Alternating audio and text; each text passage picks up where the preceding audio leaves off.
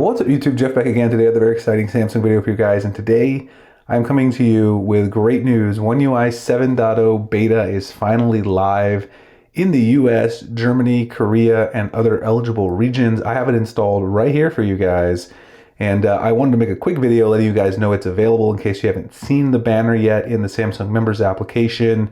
You can go ahead and install it if you want, but as usual, the beta can be unstable. There's some bugs and things like that. We'll talk about that so far in the video, what I've experienced. I've only had it installed for about 30 minutes. I'll have a longer detailed video later today, but I did want to mention that. Now, I also wanted to remind you guys too, to make sure you follow us and bookmark our website, sammyguru.com. We'll have all of the latest up-to-date kind of guides and all the features on One UI 7.0 beta here. We'll be covering those in real time. Probably before I can make a video on every feature, we'll have an article on every feature. So definitely check that out below.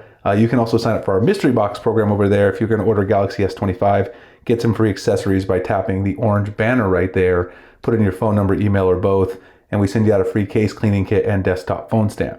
So I got the update I got it about an hour ago. I woke up around 6:50 a.m. here in Arizona. I think it rolled out around 6 a.m. Arizona time, which is around 8 Eastern time.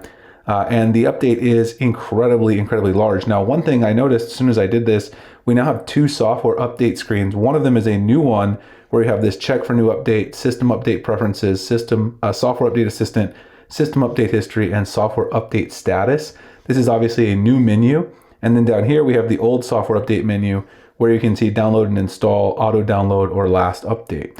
Now, here's the last update. You can see One UI version 7.0. This build number ends in BXKZ. It was almost 5 gigs, 4,706.17, and has the December 1st security patch already installed and good to go. Now, if you look at the changelog, this is by far the longest changelog I've ever seen from a Samsung beta update. As we were expecting, this is truly the largest update ever.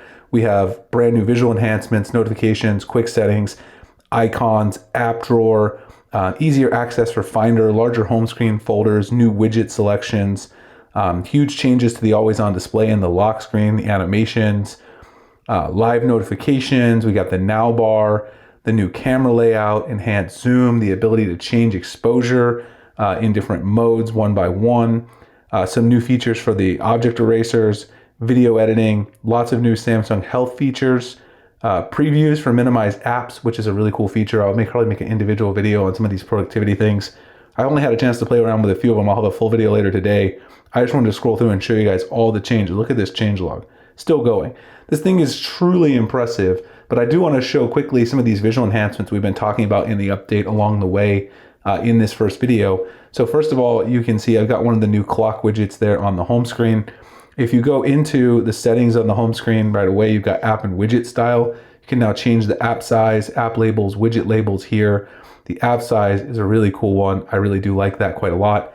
The other thing that you guys will notice, which I know a lot of you guys are going to be happy about this, if you go into the app drawer, it is now a vertical app drawer by default. This is not using GoodLock, not using any trickery, not using a third-party launcher. You've got a vertical app drawer by default. You got all those new icons. You guys can see some of them, like the store icon. We've covered a lot of the icons. GoodLock doesn't appear to have any kind of new icon. There's the gallery. The gallery ended up looking, I think, relatively nicely compared to that multicolored rainbow one that we saw before. But overall, I think it looks good. If you go into your settings here, you've still got sorting, and then this will take you into your regular kind of home screen settings here, and you can play around with things. You can change the app screen grid. The default was 4 columns. I changed it to 5 columns just to fit some more area on there. I'm a big fan of this layout. One thing I know people are going to ask is, can you change the search bar from being persistent at the bottom for search? And the answer to that right now, it appears, is no. I haven't found a way to do that anyway. If you go into settings here, let's actually check. I actually checked in here. Show app options in searches, show downloads, so search history, hidden apps. I don't think you can remove the search bar yet from inside the app drawer. So that's something some people might not like. They didn't necessarily like that persistent piece inside of HomeUp either. So now we know why they didn't bring it to HomeUp, the vertical app drawer, because they were planning this change. Now, quick settings and notifications, you can see right here. Now, if you swipe down the left, you've got your notifications. If you swipe down on the right at the top, you've got your quick setting panel. Up here, if you go into edit the quick setting panel, you can change your order, of course, and your various different pieces. You can edit the ones that are on this quick toggle. And I know lots of people are going to be concerned about this. If you go to panel settings, you can now go back to the old way. I told you guys Samsung would not leave this so that you could only do it one way. Notifications and quick settings view separate or together. If you change this to together and then you go back, well, now once you got to save it, you'll see the quick settings and the notifications are combined. So if you don't like that, I'm actually not a huge fan of having them separate, but I'm going to try it for a while. Maybe it'll change my mind. I've never liked it on the Chinese phones when I've used them, but I'm going to give it a go since it's what Samsung is using as the default. But you can certainly change that if you are interested. Now, I know some people are going to want to see as well how this looks in light mode, since I always have my stuff in dark mode. I absolutely detest light mode. It's not my favorite, but I know people want to see the blur a little bit better. You can kind of see things right there, how it looks.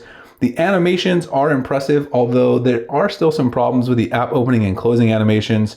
Doesn't look as good as I expected, maybe because the corners are still kind of squared off when it initially zooms out. I think they could improve that. I think Ice Universe talked about this a little bit as well.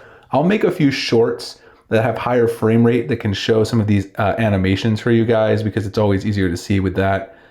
This video is really just to let people know the beta is there. I'll have a lot more stuff coming very soon. Now, keep in mind, if you install the beta, you got to be careful. Some banking apps don't work. I already confirmed this. A few of mine don't. I haven't checked Samsung Pay or Google Pay yet, but it's a chance that they won't work. I don't know. Android Auto does work, at least in my car, on my Audi Q8. I tried that this morning as soon as I installed it. So that's working. All of your GoodLock modules, so if you guys are GoodLock users, if you go into GoodLock, for the most part, all the modules are going to be unplugged. You'll see a lot of them, not all of them, because some of them are compatible, but a lot of your modules will show as unplugged. Theme Park does work, and you can see here they've actually got kind of a little bit of a redesign on some of these icons as well inside GoodLock. Theme Park works because I had an icon pack, a custom icon pack set before I installed the beta, and I forgot to unset it and go back to default. And I was able to go in Theme Park and change it back to default, and also I could reset the icon pack. I quickly checked that. So if you're a Theme Park user, it should be fine. Lots of new widget settings. That's another one of the big changes. There's a lot of new widgets in here. We talked about some of the widgets for clock, but they've also got quite a few new widgets in pretty much every different Samsung stock category that you could possibly want. Once you get into the update, definitely make sure, if you do decide to install the beta, go into the Galaxy Store. I had a bunch of updates waiting. There are like 7 different updates. I'll be covering those in a future video as well.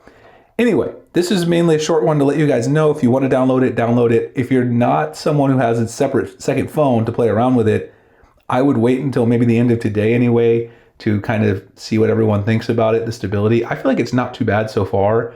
And then if people are feeling that, then go ahead and install it, and then you should be good to go. Anyway, hope you guys enjoyed the video. If you did, like, comment, subscribe, hit the notification icon for future videos like this. Let me know what questions you have, what you want me to see covered in future videos. Obviously, I'm going to go through all the features. There'll be a full video on that, every single feature. Check out Sammy Guru. We'll have a lot of coverage over there as well. Mystery box at the top if you're interested. Appreciate you guys checking it out, and I'll see you in the next one. Thanks a lot for watching.